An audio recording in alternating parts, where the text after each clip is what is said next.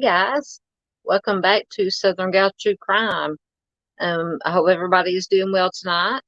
If this is your first time here, thank you so much for dropping by and hanging out with me for a little bit. I share missing persons, cold cases, some current true crime in the news, and more. And tonight we are going to be taking a look at some current true crime in the news pertaining to the Long Island case. And we'll take a look at some victims that haven't been really mentioned in the news. Of course, we all know about the Google 4, which Rex Heuermann has been charged with. 3 of those homicides, and they're trying to hopefully be able to connect him to the 4th one. But there are, I think they found 11 victims so far that they suspect either is connected to Rex Heuermann, or there is another, and I can't remember his name, of course. Flew right out of my head, but there's another possible serial offender who was, I think, was operating in that same area at about the same time that Heuermann was. And so they think maybe possibly some of the other victims that they have found maybe could be connected to him. So tonight we're just going to take just a kind of a condensed quick look at some of those victims, just to get their names out there, because their names deserve to be out there. They need to be out there. They need justice. Their family needs justice. So we're going to be taking a look at that. But first, in all my videos, I always feature a current missing person. So we will start with that. And this information comes from neverforgottenar.org, which is the Arkansas Missing Persons Database. I live in Arkansas, so I like to feature missing persons from Arkansas to try to bring some more awareness to them so that they're never forgotten. And let me get this full screen so I can, already having technical difficulties, so I can see what I'm reading. Tonight's featured missing person is Zariah Beavers. She is just 17 years old. She's a black female, 5'8", 160 pounds, with brown eyes and brown hair. She went missing just about 3 days ago, on the 2nd, from Jacksonville, Arkansas. So if you have any information regarding Zariah or her disappearance, you can contact the Jacksonville Police Department at 501-982-3191. And as always, I will put a link in the description box to this information. So I implore you, please share it. The more people that share it, the more people it goes out to, the more people that see it as quickly as possible, the better. So with that very important information taken care of, we will get into our cases that we're going to take a look at tonight. And like I said, as you can see by the title here, we're going to take a look at some other cases that could possibly, not for sure because we don't know, possibly be linked to these other cases that they found on Long Island. So we're just going to quickly go through them. Let me get it full screen. And of course, we'll start, first we'll start with a recap of the victims that we do know are connected. So of course, we all know what this whole thing got started with Shannon Gilbert. She went missing on, I don't have the exact date here, but anyway, on December 13, 2011, they found her remains. They found them in a marsh about half a mile away from where she had disappeared. And a week earlier, some of her clothing and belongings have been discovered in the same vicinity. She had last been seen knocking on residence doors and screaming for help before running off into the night and ending up in the marsh. She had made an emergency or a 911 call that night saying that she feared for her life. That somebody was chasing her. She thought somebody was chasing her, trying to kill her. She was an escort. I believe she had advertised on Craigslist, and that's how she found her clients. And that night, she had a driver that had driven her out to this place near Gilgo Beach, and we don't know exactly what happened, but she ended up running out of the house. She went around knocking on doors. One person answered the door, asked her if she needed help. She was and she was on this 911 call. I think the 911 call was about 30 minutes long, 30 to 45 minutes long. So she was just kind of incoherent, and some people say it sounded like she had been drugged, possibly. One woman, she knocked on one woman's door, and this woman called 911, gave the information about Shannon. And the police have stated that the death of Shannon is, of course, is what triggered this whole thing about finding all these other victims. Because after she disappeared, they started searching the area and they started finding all these bodies. It's quite shocking, as you know, as it would be. And so they found 11 in all, I believe, 10 or 11 in all. And now the authorities have said that they do not think, in their opinion, that Shannon's disappearance and death has anything to do with any of these other victims that were found. But now Shannon's mother, who is deceased, and that's a whole sad story into itself, she does believe that her daughter was a victim of a serial offender. So I'm sure they're still investigating Shannon's case, and hopefully they can find some answers pretty soon. So anyway, I just wanted to bring you Shannon's information because, like I said, she was the catalyst that started all this. And now we will take a look at the Gilgo 4, which were found on Gilgo Beach, all within close proximity of each other. Authorities say it looked like they had been staged, and we all know that Rex Heuermann, as I stated earlier, has been charged with 3 of these deaths, and they're trying to link him to the 4th. One of the victims was Maureen Brainerd Barnes. She was 25, from Norwich, Connecticut. She was last seen on July 9th, 2007, after traveling to New York City. She occasionally worked as a Craigslist escort, and her remains were discovered on Gilgo Beach in December of 2010.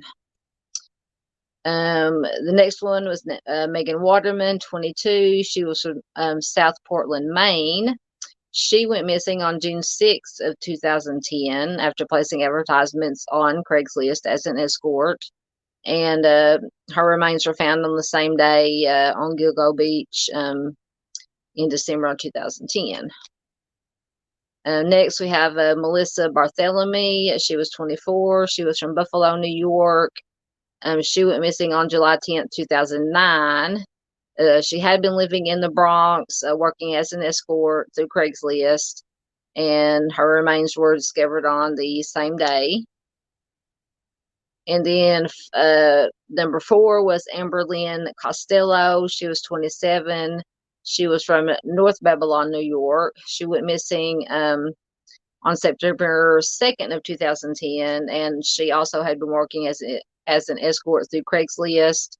and of course, her remains were found on the same day. All 4 of these remains were found on the same day. So those are what they call the Gilgo 4. And then just recently, within the last few months, it was announced the remains of Jane Doe number 7, or Fire Island Jane Doe. Her remains were recovered near Tobay Beach in April of 2011. And these her remains were linked by DNA testing to a set of remains found on Fire Island in April of 1996. So there 2 sets of remains were found in different places in different years. And she has been identified as Karen Regatta. So we have her. So that's 5, and they're unsure as of right now, as of 2023, if she's connected to the Gilgo 4, but hopefully through their further investigation, they will be able to make a link. All right, so now we will get into some of these other cases. Now, some of these have been mentioned in the news, but then I came across some that I hadn't heard of before. But this article that I found, and I will put a link to all the source articles that I used in the description box, as always. So we'll just take a look at these and the circumstances they were found, how they were found, and just see if we think they could be connected to these other cases. So the first one is Jessica Taylor. She was 20 years old. She was from Washington, D.C. She went missing in New York City in July of 2003. And her partial remains were first recovered on July 26, 2003 in Manorville, New York. And then she had been dismembered, so other parts of her were found later on Gilgo Beach in April of 2011. So on July 26, 2003, her body was discovered in Manorville, New York, at the end of an access road off of Halsey Manor Road.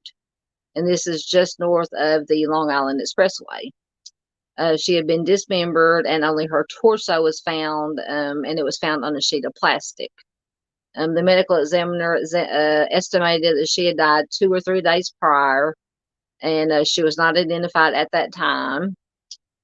So we'll fast forward to March 29th, 2011. More of her remains are found, her skull and forearm, and they were matched to the remains that were found in 2003. So this is and some people have stated that this is either a different offender aside from Rex Heuermann, because these bodies have been dismembered. The Gilgo Beach 4, none of their bodies, as far as I can remember, were dismembered. Some say it's a different offender, and some say that it is Heuermann, and this was earlier on, and that he may have been experimenting with different MOs, and that over the course of time he changed his MO, which is not uncommon. There have been several serial offenders who have used different MOs, either on different crimes, or just as they progressed and became more violent. So it's possible that this could be connected to Heuermann or not. We don't know yet. But hopefully, like I said, they'll do some more. I'm sure this is going to be like years and years and years of investigating, in my opinion, as it should be, to see if they can, if any of these are connected, and try to make that connection, or if it's not Heuermann, at least, try to find who the offender is, and try to bring some resolution to these families and get some justice for these victims. Now, Jessica was originally from Poughkeepsie, New York. She had left home as a teenager, and she eventually moved to Brooklyn. She spent about 3 years under the control of a pimp, Khalil White, also known as Remy, and she occasionally traveled up and down the East Coast. And apparently, she had made statements about wanting to escape that lifestyle. So that could possibly be one theory of what happened to her. Maybe she wanted to get out of the lifestyle. Her so-called pimp wasn't happy about that, and maybe he had something to do with her death. This is just my opinion. I don't know for sure. It's just a thought. We'll keep that in the back of our mind. It could be a possibility. So during a trip to Washington, D.C., Jessica decided to return home. She left on July 15th, 2003, and she was reported missing by later that day. Her vehicle, sorry, I can't talk tonight. It's very late when I'm doing this. Her vehicle broke down along the way. She was able to hitchhike back to Brooklyn. She was reportedly seen a few days later between July 18th and 21st at the Port Authority bus terminal in Manhattan. It is not known who recognized her there, although this information comes from the detective who investigated her case. So maybe they just didn't release the name of the person who gave this information. They may have wanted to remain anonymous. Things of that nature. Now, it does say that she had worked in Washington, D.C. and Manhattan as a sex worker, and she was last seen working around the Port Authority bus terminal in Manhattan between July 18th and the 22nd. So it would not be unusual, according to this information, for her to be in that area working. So it wouldn't be unusual for her to be there. All right, next. Now this is one that has been mentioned in connection with the other cases. This is Jane Doe number 3, also known as Peaches, due to the you can see the tattoo there of a peach with a bite taken out of it. She was identified as a young African American female. She was found in Lakeville, New York. Of course, she had the tattoo of a peach on her left breast. In April of 2011, investigators discovered more of her remains inside a plastic bag near Jones Beach State Park. And DNA analysis later identified this victim as a mother of Baby Doe, who we will get to. They were not found in the same place, and that's something I've never understood. You have Jane Doe number 3, Peaches, was found, and then this toddler was found later, but they were not found in the same place. So that it just makes me wonder why they weren't found in the same place. Were they not killed at the same time? Were they killed at the same time, and the offender, whoever did it, just dumped Peaches in one place and her child in another place? And that's just always it's very sad. It's very sad firstly, most importantly, that they were both their lives were taken, but just just breaks my heart that they weren't together. They weren't left together. Just things I think about when that bother me. So on June 28th, 1997, the dismembered torso of an unidentified African American female was found in Hempstead Lake State Park. she was found in a green plastic container dumped next to a road. Both arms, her head, and legs below the knee were severed, and they were not found at the scene. The victim, of course, had the peach tattoo. Police estimated that she had died less than 3 days before being discovered.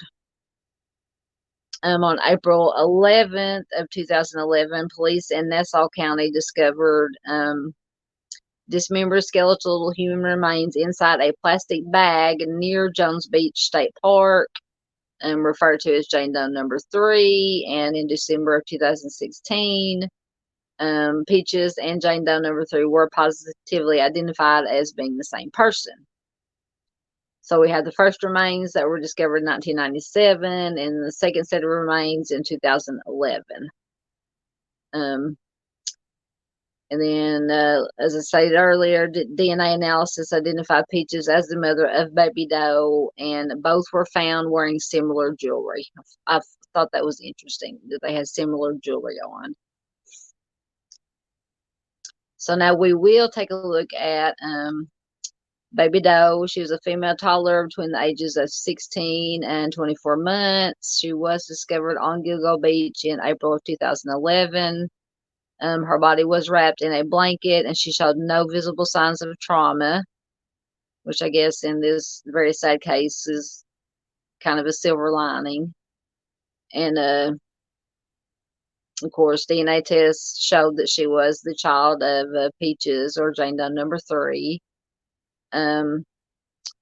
The toddler was reported to be a person of color, and she's wearing gold earrings and a gold necklace. She was found along Ocean Beach Parkway at Gilgo Beach. The police estimated that her age was approximately 2 years old, which is very sad. Well, it's always sad when anybody killed is their life is taken, but it just makes it especially hard when it's a child. She was found wrapped in a blanket with no apparent signs of trauma. It is believed that they were killed. She and her mother, Peaches, or Jane Doe number 3, were killed at the same time. It just still bothers me that they weren't, and I wonder why they weren't found. They weren't found in the same place. Why weren't they left together? It's one of those questions we'll probably never know the answer to, but I don't understand why they weren't left together. What I hope, I don't want to go too graphic here, but I just hope that whoever the offender was didn't, let's say, just have some activity with the child's body before he dumped it. We're just going to leave it at that. All right, so we come to Valerie Mack. Now, this is a name that has been mentioned in the news. She was 24. She was from Port Republic, New Jersey. She was last seen in the spring of 2000. When they first found her, she was only known as Jane Doe number 6. Her partial remains were first discovered in the Manorville, New York in November of 2000, and then later on Gilgo Beach in April of 2011. And she was identified using a genetic genealogy in May of 2020. Valerie Mack, she was 24. She was also known as Melissa Taylor. She was living in Philadelphia. She worked as an escort when she went missing in 2000. And like many of the victims, she was small in stature. She was approximately 5 foot tall and approximately 100 pounds. Her partial remains were discovered in Manorville. Now, I'm noticing a lot of these victims that we're talking about, their remains were discovered in Manorville. I don't know. I didn't look up how far Manorville is from Gilgo Beach, but I'm sure it's all in that same general area. So that makes me think that maybe these cases are linked, but maybe not to Huerman, but to a different offender. They were dismembered. They were found either wrapped in plastic bags. Some of them were found in totes. So it kind of has the same MO. So that makes me think that these, in my opinion, could be connected. Let's see. Her partial remains were discovered in Manorville in on November 19, 2000, but they were not identified until 2020. Her torso was found wrapped in a garbage bag and dumped in the woods near the intersection of Halsey Manor Road and Mill Road. And this was adjacent to a set of power lines and a nearby power line access road. So she was not found on the beach, but along the side of a road. Her head, right foot, and hands were found on April 4, 2011. They were at first determined to belong to an unidentified victim dubbed Jane Doe number 6. It was later determined that they belonged to the same woman whose torso had been found in 2000. So these remains were found about 10 years apart. Her right foot had been cut off high above the ankle, possibly to conceal any identifying mark or tattoo, which that's not unusual either for an offender to take a body part that has a tattoo, a scar, things of that nature to help conceal their identity. Lost in place.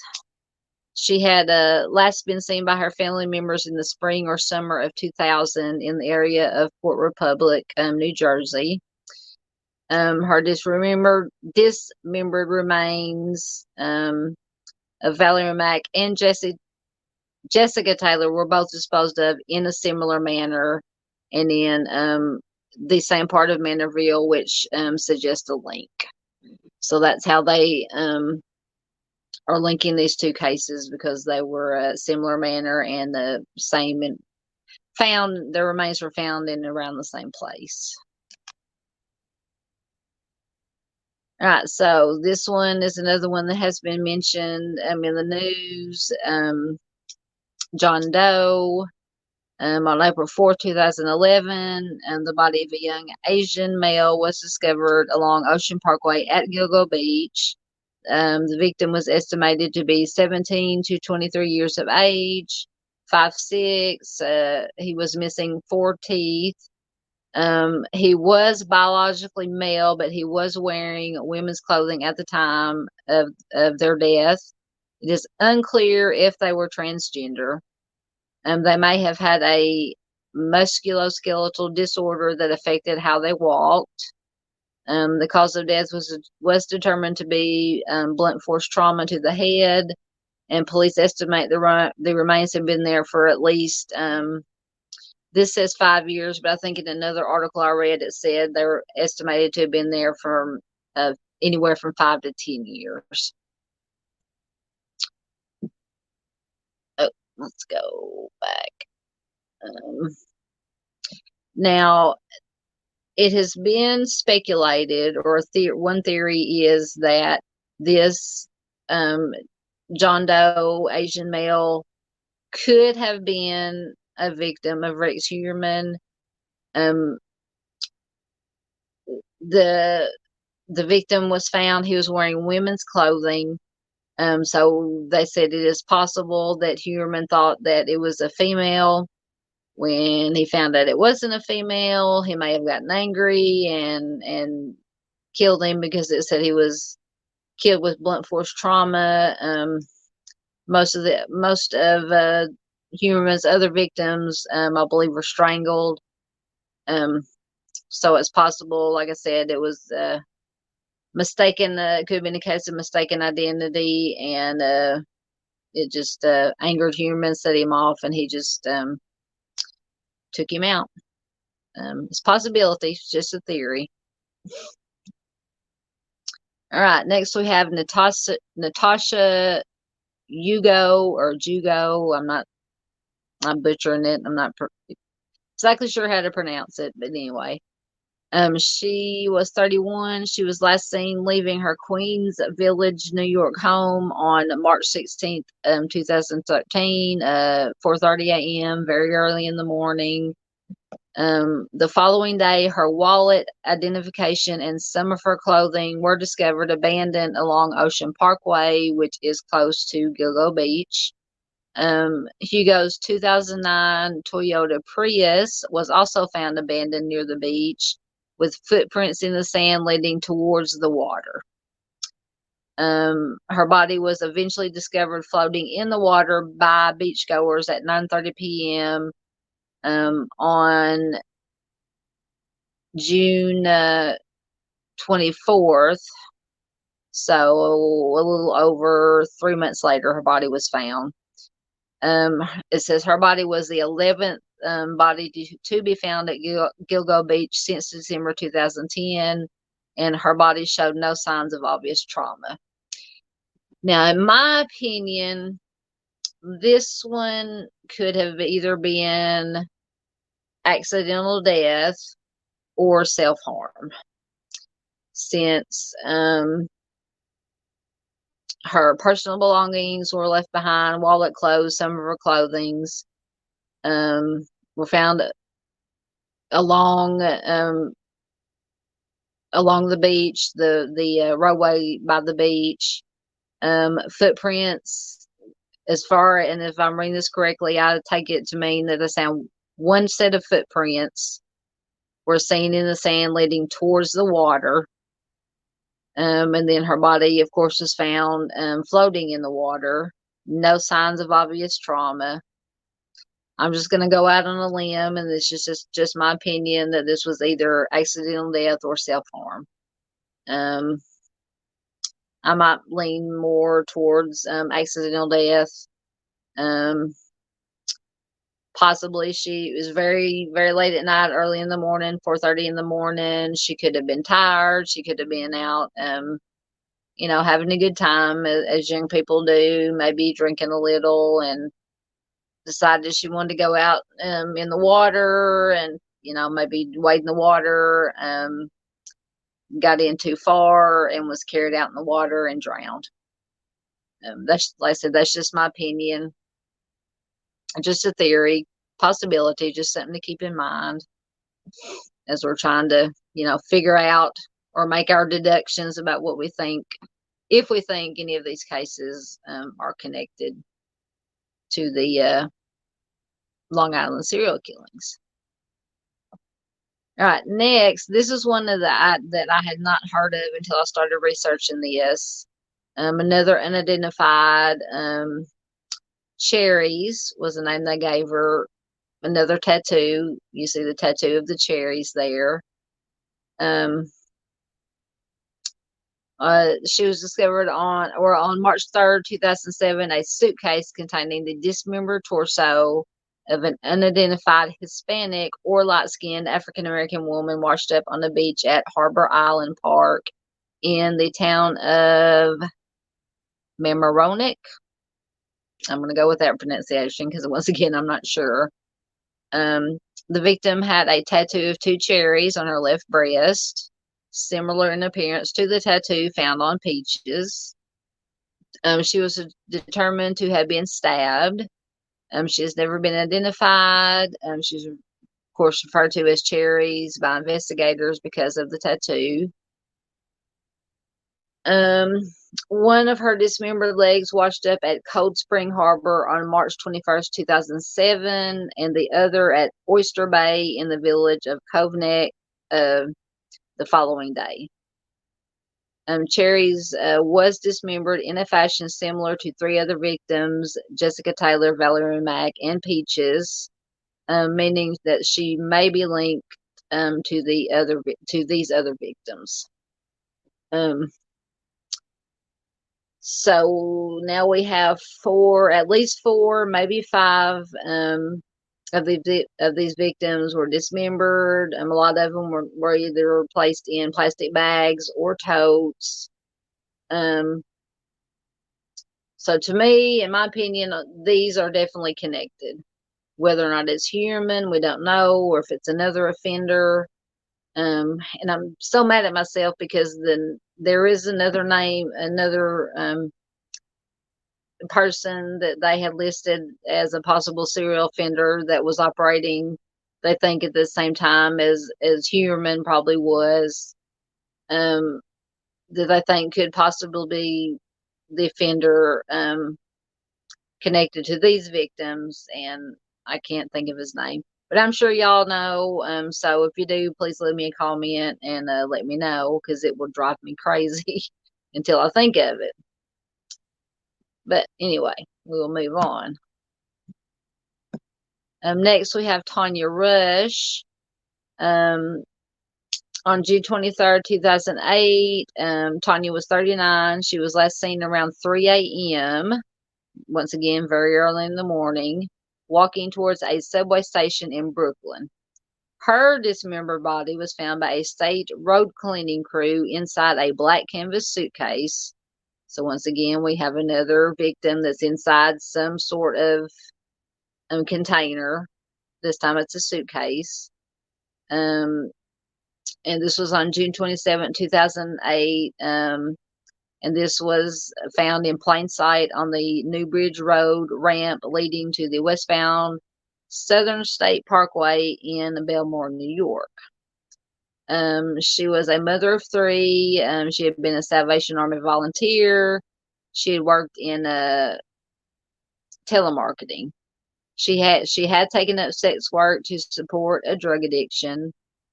She was African American and lived in the Van Dyke houses, which is a Brownsville public housing complex in Brooklyn.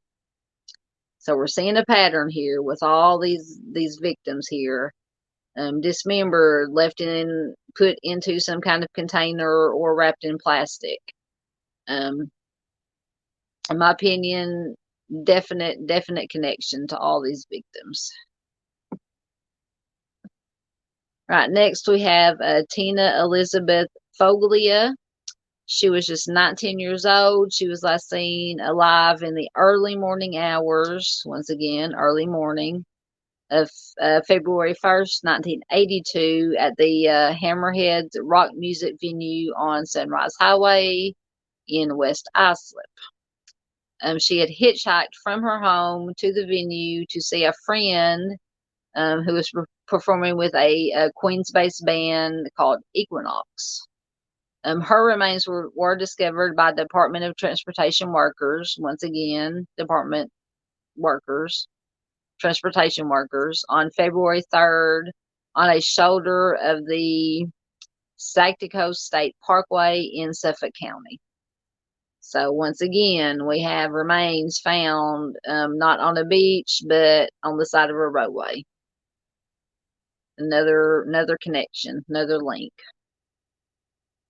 Her dismembered body, which had been placed in 3 separate garbage bags, was found a few miles north of the Robert Moses Causeway, which leads to Gilgo Beach and Oak Beach.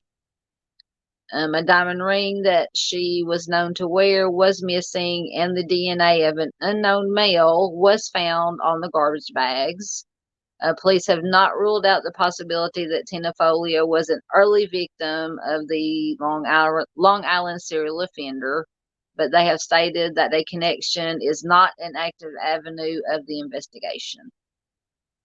So, once again, we have discovered on the side of the road, dismembered, placed into garbage bags. More links to these other cases that we've been talking about. Now, once again, whether or not it was Huerman in his early days trying out a different MO, we don't know. It was him. It could have been another offender. We just don't know, unfortunately. All right, next we have Jacqueline Smith, she was only 16 years old. She was last seen in Brooklyn, New York on August 7th, 1999. She had left her home at 9 p.m. to visit friends, and she never came back. She was reported missing on August 12th, so about 5 days after she was last seen. On June 20th, 2000, an unidentified female torso was recovered near Beach 88th Street in Rockaway Beach, Queens. The torso was found in plastic bags and wrapped with tape. No other body parts were recovered. The victim was later identified as Jacqueline Smith. 2 years later, the torso of Andre Isaac was also recovered in Rockaway, which is not far from where Smith was found. And I do have, this is another case we're going to look at in this list. So they were found close together. All these are found in the same general vicinity. And this is Andre Isaac, who was a professional drag queen known by his stage name as Sugar Bear. He was 6'5", 25 years old when he disappeared from East New York in November of 2002. According to a friend, Andre was last seen shortly before Thanksgiving, getting into a car with a, quote, secret friend. The vehicle was described as a red BMW type coupe driven by a Hispanic male. His torso was found close to the boardwalk on Beach 63 Street in Arverne, Queens on December 17, 2002. On January 25th, 2003, his head was discovered by ice skaters in East Mill Pond in Moriches, New York, in Suffolk County, with a single bullet wound to the temple. Now, this is different. I think this is the first case that we looked at tonight that cause of death was from a firearm. But his arms and legs were later found several miles away in plastic bags. His case was added to the Suffolk County Police Department Gilgo News website on May 29, 2020. So once again, same MO, dismemberment placed in plastic bags. The only difference is that he had been shot. As far as I've read, none of the other victims' cases we're looking at tonight were shot, unless they just, unless the remains were in a condition where they weren't able to tell if they had been shot or not. That's also a possibility. All right, now we come to Jamie Seymour. She was a 21 years old. She was a drug user. She was last heard from in Brick, New Jersey on July 22nd, 2005. She called her father on July 22nd to let him know that she needed a ride home from the Port Authority. So we had another case we looked at earlier, where when the victim was last seen near the Port Authority bus terminal. So that's a connection. She had used someone else's phone at the Manhattan Port Authority to call her mother later that day. And after that, she was not seen or heard from again. After the final phone call to her mother, 2 weeks passed, no one had heard from her. The family, of course, became worried. On August 8th, her father reported her missing. Seymour spent time prior to her disappearance in New York City. She did have a criminal record. There have been few leads in her case. Her family believes that she met with foul play. Police have never indicated any connection between her disappearance and the Long Island serial offender. She was a young woman, small frame, like the other victims of the Long Island serial offender. She vanished in July, similar to victims Melissa Bartholomew, Maureen Brainerd Barnes, and Jessica Taylor. She was also last seen at the same place as Jessica Taylor, the Port Authority bus station in Midtown. So there's a connection there. So we're seeing they might not, in a lot of them there are big connections in my opinion, but in some of them there's just little connections. But little connections can lead to bigger connections as these cases are investigated. But sometimes it's just the little things that can make a case and that can bring in new leads that can be investigated. All right, I think this is the last one. We have Patricia Viola. She was a little bit older than the other victims. She was 42 years old. She was a mother of two. She was from Bogota, New Jersey. She was 5'2", brunette. She vanished on February 13th of 2001, and her partial remains were found on Rockaway Beach, Queens, in July of 2002. Her body wasn't identified until 2012, so about 10 years later. Now, this is interesting. The New Jersey Patricia's Law, which bars police from refusing to accept missing persons reports and requires them to notify a missing person's family of support services, is named after Patricia. Now, I've said in other videos that I've done about missing persons, when it comes to an adult, even if the family says that this is very uncharacteristic, she would, or he or she would never leave, just, without letting somebody know. But you still, in adult missing persons, you have to wait 48 hours before you can file a missing persons report. Now, I can understand, because all these police agencies are inundated with normal day-to-day crime, and then probably with hundreds of missing persons reports every day. So I can understand, the waiting 48 hours before you file a missing persons report. But then again, you got the family saying this is, out of character, very out of character. We got to, in my opinion, we got to find some kind of happy medium about reporting these missing persons. But that's just my opinion. That's just one of my soapboxes that I get on sometimes.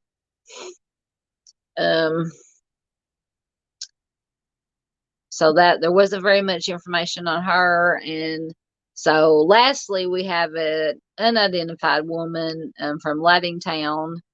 On January 23rd, 2013, a woman walking her dog found human remains in a small patch of brush in a sandy area along the shore at the end of Sheep Lane in Laddingtown, which is near Oyster Bay. The remains showed signs of trauma, and they were wrapped in a particular, I found this interesting once again, they were found in a particular type of material that police have not disclosed. So go back to the Gilgo 4. They were found wrapped in what they called a camouflage or a type material. So I'm wondering, I'm just speculating, that maybe this particular type of material that the police did not disclose could be similar to the type of material that the Gilgo Beach 4 were found wrapped in. It's just a thought, just a theory, just a possibility. The remains are believed to be those of a woman between the ages of 20 and 30 who was possibly Asian. She was wearing a 22-karat solid gold pig pendant, which may be related to the Chinese zodiac year of the pig. The relevant birth years are 1971, 1983, and 1995. possibly suggesting that the woman died at the age of about 29. Investigators believe that her body had been dumped before Hurricane Sandy, which was in late 2012. Her case may be connected to the other 10 bodies found 32 miles away in and around Gilgo Beach, though unlike the other victims, her body was buried rather than left above ground. So that's what we have on the unidentified woman.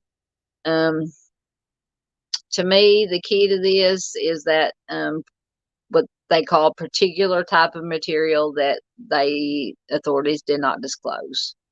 I'm just wondering if it's similar to, like I said earlier, similar to the type of material that the Gilgo 4 were found wrapped in. All right, we made it through it. Ooh, it's been almost an hour. My videos are getting longer and longer. So just here's kind of an overview of the area and some of the victims that have been found. I found this very interesting. Like I said, there are a lot of connections. Now, whether or not they're connected to Rex Heuermann or to another offender, we don't know. Hopefully, sometime in the future, we will find out. But until then, we'll just have to wait and see. But I would love to know what you guys think. Do y'all think any, none, any, all could be connected? Which ones do you think could be connected? So please leave a comment and let me know your thoughts. I will definitely get to them and see what you guys think. I think that's all I got. Like I said, I've been talking for almost an hour again. Please like, share, comment on this video. The more you like, share, and comment, the more YouTube pushes it out. Helps get this information out to the public, and the more people that see it, the better. So until next time, please do take care of yourselves. Be safe out there. If you like what I do here at Southern Gal True Crime, please consider subscribing. Hit that notification bell to all so you will be notified when I upload new videos. I try to upload at least twice a week. When I upload, it's usually on Monday, Wednesday, or Friday. Sometimes on Sunday, I'll lighten it up a little bit with some dumb criminals or some dumb crimes or something like that. So yeah, please consider subscribing. Be very much appreciated. Once again, like I said, take care of yourselves. Be safe out there. Take care of each other. That's the most important thing we can do in this life, is take care of our fellow human beings so we can all make it through this world safely. So until next time, thanks for watching again, and I'll see you. Bye-bye.